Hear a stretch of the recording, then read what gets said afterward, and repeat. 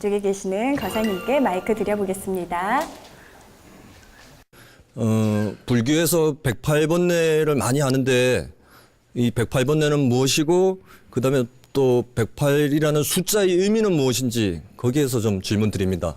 우리가 흔히 보면 불교에서 번뇌를 이야기할 때 꼭 앞에 108이라고 하는 숫자를 붙입니다. 108번뇌, 여러 부분의 장르를 통해서 이야기를 많이 하고 있고, 그런데도 번뇌라고 하는 부분에 대한 개념을 우리가 이해를 해야 될 것이 뭐냐면, 번뇌라고 하는 부분은 우리 생각이라고 하는 부분이 한 가지만 생각하고 싶은데 한 가지만 생각되는 것이 아니고 생각하고 싶지 않은 것도 계속 생각이 일어납니다.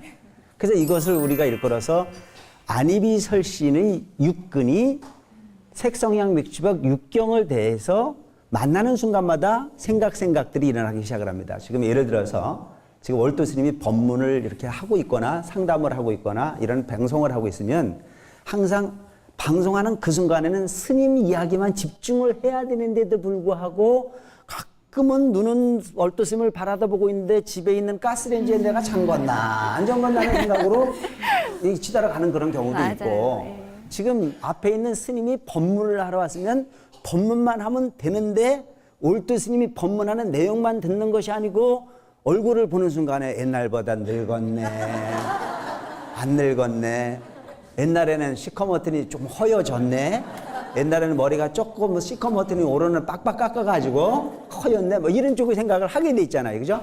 그러니까 보는 순간에 판단을 구하는 거예요, 보는 순간에. 그래서 보는 순간에 월도 스님이 입을 보고 말에 집중을 하기 위해서 지금 이 자리에 있는데도 불구하고 그거 전혀 관계가 없는 생각들이 일어나요, 안 일어나요? 일어납니다. 그걸 일컬어서 번뇌라고 하는 겁니다. 그걸 일컬어서. 그래서 이 번뇌라고 하는 부분은 시시각각 일어나는데 눈으로 보는 순간에 이미 세 가지가 딱 생각이 나요. 월도 스님을 딱 보는 순간에 키가 적다. 월도 스님보다 키가 적은 사람은 크다. 또 월도 스님보다 뚱뚱한 사람은 말랐다. 월도 스님보다 마른 사람은 보통 체격이다. 뭐 이런 쪽의 판단을 하지 않습니까? 그래서 눈을 보는 순간에 그 한 가지만 판단하는 것이 아니라 보여지는 모든 대상을 통해서 판단을 하게 돼 있어요. 눈으로 보는 순간에 그 판단을 세 가지로 이야기를 하는데 좋다, 나쁘다, 그저 그렇다라고 판단합니다. 그 다음에 귀로 듣는 순간에 월도 스님 목소리가 좋다, 나쁘다, 그저 그렇다. 그래서 어떤 사람들은 참 스님 목소리가 좋습니다 라고 이야기를 하는 사람이 있는가 하면 성우 정도가 되는 사람들은 별로다 이렇게 얘기를 하는 거예요. 그러니까 이 기준이라고 하는 부분은 절대치가 있는 것이 아니고 모든 기준은 상대적 기준이 만들어지는 겁니다. 그래서 나라고 하는 부분이 세상이 보는 부분이 안목이 각각이 다르기 때문에 세상의 주인공은 나라는 사실을 내가 세상의 기준인 거예요. 그래서 절대의 기준이 있는 것이 아니고 모든 부분이 상대의 기준으로서 세상을 평가하게 되어 있습니다. 그래서 귀로 듣는 순간에 목소리가 좋으면 더 듣고 싶다. 그 목소리가 별로다 싶으면 별로 관심이 없다. 어떤 사람들은 목소리가 정말 기분 나쁘다. 이렇게 판단을 할 수 있지 않습니까? 그래서 우리가 흔히 보면 귀로 듣는 그 순간에도 누군가가 나를 칭찬하는 소리를 들으면 기분이 좋아요, 안 좋아요? 좋아요. 더 듣고 싶어요, 안 듣고 싶어요? 듣고 싶어요. 이게 더 듣고 싶은 거예요. 누군가가 나를 비난하는 소리를 하면 그 소리를 듣고 싶어요, 안 듣고 싶어요? 안 듣고 싶어요. 안 듣고 싶어요. 싫다. 그 다음에 칭찬도 아니고 내 얘기도 아니고 그냥 그렇다 그러면 그냥 그저 그렇다라고 하는 걸 판단하는 거예요.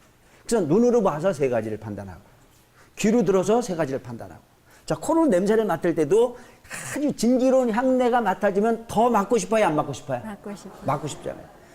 그래서 이 안이비설신의 육근이라고 하는 부분이 바로 촉매처럼 퍼져져 있는 이 촉매가 나라고 하는 의식의 세계로 밖에 있는 부분이 경계를 끌어들여서 판단하는 부분을 이끌어서 육근이라고 얘기를 합니다. 그래서 육근은 혼자는 될 수가 없고 반드시 뭐가 있어요? 대상이 있어야 돼요. 네. 그 대상을 이끌어서 육경이라고 하는 겁니다. 그래서 그 안이비설신의 육근이 육경의 색성형 미식법이라고 하는 육경의 대상을 만나서 세 가지로 판단한다고 그러지 않습니까? 그러면서 6, 2, 12, 12가지가 네. 세 가지를 판단하니까 36이 되고 그 36에서 우리는 지금 과거, 현재, 미래를 동시에 겪어가고 있습니다. 그렇지 않습니까? 지금 우리가 현재라고 이야기하는 순간에 현재는 없어졌어요, 안 없어졌어요? 없어진 과거란 말이죠. 그 과거와 지금 현재 느끼는 부분과 또한 미래에 다가올 부분을 통해서 셋을 곱하면 108이 되는 겁니다. 그래서 이 108이라고 하는 부분의 숫자가 한순간도 끊이지 않고 계속 이어가고 있기 때문에 우리는 108번뇌를 항상 안고 사는 중생일 수밖에 없고 네. 이 108번뇌라고 하는 부분의 장들을 청정하게 꺼내서 없애기 위해서 노력하는 부분일 거라서 수행이라고 얘기를 하는 거예요. 근데 그 수행이라고 하는 부분은 한순간에 안 되지 않습니까? 여러분들 한번 해보셔서 알지만 많이 한 사람들과 그렇지 못한 사람들이 차이가 있는 거로 열심히 노력하는 거 외에는 번뇌를 비켜갈 수 있는 방법은 없다. 그 번뇌로부터 자유로운 나를 만들어가는 것 자체가 수행이고 그 수행의 끝에 결실을 맺어드리는 부분이 지혜다.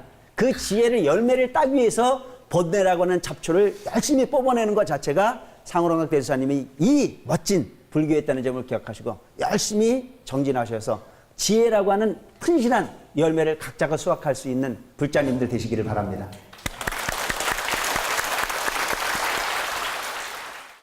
BTN